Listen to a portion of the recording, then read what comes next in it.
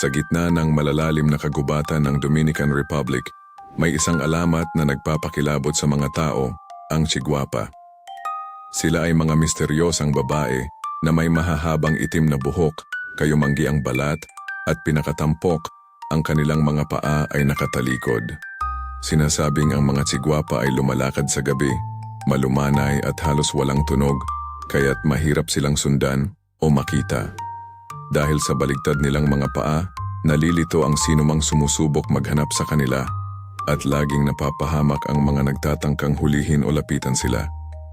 Ayon sa alamat, nagmula ang Chiguapa mula sa mga kwento ng mga Taino, ang mga katutubong tao ng isla, bilang paalala sa panganib ng pagpasok sa gubat ng mag-isa lalo na sa gabi.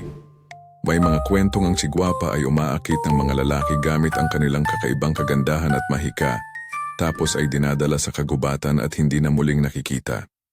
May ilan ding naniniwala na ang mga kwento ay bunga ng tunay na pagkawala ng ilang mga tao sa gubat, na binigyang buhay sa anyo ng mahiwagang nilalang upang ipaliwanag ang mga misteryosong pangyayari. Hanggang ngayon, takot at hiwaga ang bumabalot sa kwento ng Chiguapa, na patuloy na nagbibigay babala sa mga tao na maging maingat sa paglalakad sa dilim ng kagubatan.